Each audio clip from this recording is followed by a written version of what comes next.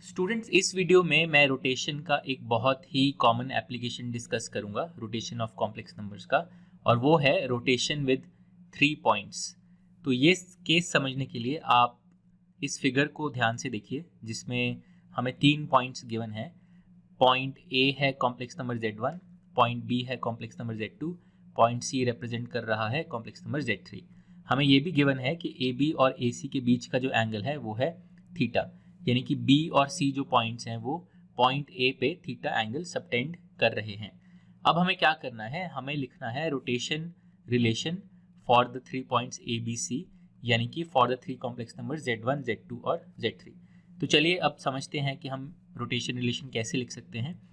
तो हम point A से पॉइंट बी एक वेक्टर ड्रॉ कर लेते हैं। तो ये मैंने जो वेक्टर ड्रॉ किया, ये क्या वेक्टर होगा, ये होगा वेक्टर Z2 माइनस Z1।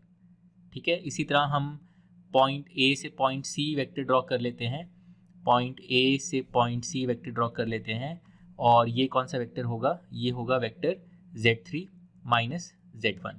तो अब हम इन दोनों वेक्टर्स के बीच में रोटेशन कर सकते हैं। तो हम सबसे पहले क्या करते हैं, हम Z2 माइनस Z1 जो वेक्टर है, ये वाला जो वेक्टर है, इसकी डायरेक्शन में एक यूनिट वेक्टर लिख लेते हैं। तो यूनिट वेक्टर मैं आपको ड्रॉ करके दिखा देता हूँ। पॉइंट ए से 1 लेंथ का अगर मैं वेक्टर ड्रॉ करूं, तो ये जो वेक्टर आएगा ये होगा unit vector in the direction of vector Z2 minus Z1। तो इसको हम लिख लेते हैं। तो Z2 माइनस Z1 को अगर मैं इसके मॉडुलस से डिवाइड कर दूं, modulus of Z2 minus Z1, तो अगर मैं ये कर दूं तो ये होगा unit vector in the direction of Z2 minus Z1। इसी तरह से जो वेक्टर AC है, यानी कि वेक्टर Z3 माइनस Z1 है, इस डायरेक्शन में जो यूनिट वेक्टर होगा वो क्या होगा, तो वो मैं आपको ड्रॉ करके दिखा देता हूँ। पॉइंट ए से आप AC डायरेक्शन में अगर 1 लेंथ का वेक्टर ड्रॉ करें, तो यहाँ पे मैंने ये ड्रॉ कर दिया 1 लेंथ का वेक्टर। तो ये जो वेक्टर होगा ये होगा unit vector in the direction of Z3 minus Z1। तो इसको हम कैसे लिख सकते हैं, इसको हम लिख सकते हैं Z3 minus Z1 by the modulus of Z3 minus Z1। ठीक है, तो आपने Z3 माइनस Z1 को उसी के मॉडुलस से डिवाइड कर दिया, तो आपको यूनिट वेक्टर मिल गया इन the direction of Z3 minus Z1। अब फाइनली आप ये देखिए कि पहले यूनिट वेक्टर को अगर आप थीटा से एंटी क्लॉकवाइज रोटेट करें, इस तरह से अगर आप ये रोटेशन करें, तो आपको दूसरा यूनिट वेक्टर मिल जाएगा। यानी कि जो आपका पहला यूनिट वेक्टर था, ये वाला जो आपने पहले लिखा था, इसको अगर आप e to the power i theta से मल्टीप्लाई कर दें इस तरह से, तो आपको ये दूसरा यूनिट वेक्टर मिल जाना चाहिए। तो इसलिए आप यहाँ पे इक्वल टू साइन डाल सकते हैं, और ये बन गया आपका rotation relation for the 3 points. तो इस तरह से अगर आपको 3 पॉइंट्स गिवन हो और आपको एक एंगल गिवन हो subtended bye 2 of the points at the third point, तो आप रोटेशन रिलेशन को ऐसे लिख सकते हैं। तो स्टूडेंट्स, यहाँ पे मैंने पहले यूनिट वेक्टर को एंटी क्लॉकवाइज रोटेट किया by theta to get the second unit vector. But ऐसा नेसेसरी नहीं है कि आपको एंटी क्लॉकवाइज रोटेशन ही करना है, आप क्लॉकवाइज रोटेशन भी कर सकते हैं। तो चलिए मैं आपको सेम 3 पॉइंट्स का एग्जांपल वापस लेके मैं आपको क्लॉकवाइज रोटेशन के थ्रू दिखाता हूँ कि आप रोटेशन रिलेशन कैसे लिख सकते हैं। तो ये जो दूसरा अप्रोच मैं दिखा रहा हूँ, इसमें हम क्लॉकवाइज रोटेशन करेंगे। तो इसमें हम क्या करते हैं, हम फिर से अपने ये 2 वेक्टर्स ले लेते हैं, वेक्टर ए बी, यानी कि वेक्टर ये हो जाएगा वेक्टर Z2 माइनस Z1, और इसी तरह से वेक्टर ए सी, तो ए को मैंने सी से ज्वाइन कर दिया, तो ये जो वेक्टर है ये है वेक्टर Z3 माइनस Z1। अब इस केस में मैं क्या करूँगा, मैं Z3 माइनस Z1 को अपना ओरिजिनल वेक्टर ले लूँगा, और Z2 माइनस Z1 को मैं अपना टारगेट वेक्टर ले लूँगा। ठीक है, तो अब मैं Z3 माइनस Z1 को Z2 माइनस Z1 में रोटेट करूँगा। तो चलिए अब मैं आपको ये करके दिखाता हूँ। तो आपने लिया अपना original vector Z3 minus Z1, उसको आपने उसी के मॉडुलस से डिवाइड कर दिया, तो आपने डिवाइड कर दिया Z3 माइनस Z1 के मॉड से। तो इससे क्या होगा, इससे आपको मिल जाएगा एक unit vector in the direction of Z3 minus Z1। तो यूनिट वेक्टर बना लेते हैं इन the direction of Z3 minus Z1।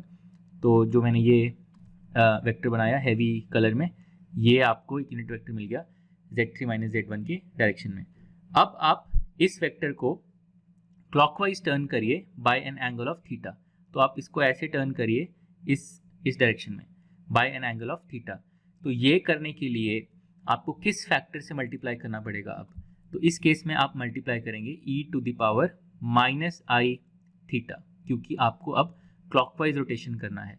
तो आपने जब इस वेक्टर को, इस यूनिट वेक्टर को आप क्लॉकवाइज रोटेट करेंगे by an angle of theta, तो आपको क्या मिल जाएगा? तो आपको मिल जाएगा unit vector in the direction of Z2 minus Z1। तो unit vector in the direction of Z2 minus Z1 बना लेते हैं। तो हैवी कलर में मैं आपको दिखाऊंगा बना के। तो ये जो वेक्टर मिला हमें, ये हमें यूनिट वेक्टर मिल गया इन the direction of Z2 minus Z1, ठीक है। तो लेकिन हमें चाहिए टारगेट वेक्टर अपना Z2 माइनस Z1 चाहिए, हमें यूनिट वेक्टर नहीं चाहिए, हमें पूरा वेक्टर Z2 माइनस Z1 चाहिए। तो उसके लिए हम क्या करते हैं, हम ये जो हमारा यूनिट वेक्टर हम लाए हैं अभी तक, unit vector in the direction of Z2 minus Z1 है, इसको हम मल्टीप्लाई कर देते हैं further with the length of Z2 minus Z1 या modulus of Z2 minus Z1। तो modulus of Z2 minus Z1 होगा Z2 माइनस Z1 का मॉड। और जब मैंने इसको मल्टीप्लाई किया तो आपको पूरा वेक्टर जो टारगेट वेक्टर है आपको मिल जाएगा Z2 माइनस Z1। तो राइट साइड पे मैं लिख सकता हूँ Z2 माइनस Z1। तो फिर से देखिए, मैंने पहले ओरिजिनल वेक्टर की डायरेक्शन में यूनिट वेक्टर लिया, फिर मैंने उसको क्लॉकवाइज रोटेट किया by an angle of theta, फिर मैंने स्केल किया रोटेटेड यूनिट वेक्टर को by mod Z2 minus Z1, तो मुझे अपना टारगेट वेक्टर मिल गया जो कि Z2 माइनस Z1 है। तो अगर आप इस रिलेशन को, ये जो हमने रिलेशन लिखा है यहाँ पर, ठीक है, अगर आप इस रिलेशन को प्रीवियस रिलेशन से कंपेयर करें जो मैंने पिछली अप्रोच में निकाला था, प्रीवियस रिलेशन मैं आपको दोबारा दिखाता हूँ। ये रिलेशन अगर आप कंपेयर करें इस रिलेशन से जो मैंने यहाँ पर लिखा है, तो आप देख सकते हैं कि वो एग्जैक्टली सेम है, बस थोड़ा सा फॉर्म अलग है। अगर आप फॉर एग्जांपल ये जो फैक्टर है e⁻⁻i थीटा और मॉड Z2 माइनस Z1, अगर आप इनको राइट साइड पे ले जाएं तो आपको एग्जैक्टली वही रिलेशन मिल जाएगा जो मैंने पिछली बार लिखा था। तो ये आप करके देख सकते हैं। तो मैं आपको इसलिए मैंने दोनों अप्रोचेस दिखाए क्योंकि मैं ये चाहता हूँ कि आप माइंड में रखें कि एंटी क्लॉकवाइज रोटेशन कर रहे हैं आप या क्लॉकवाइज रोटेशन कर रहे हैं, उससे फ़र्क नहीं पड़ता, जो आपको इवेंचुअली रिलेशन मिलेगा वो सेम ही होगा, बस उसका फॉर्म थोड़ा सा अलग हो सकता है।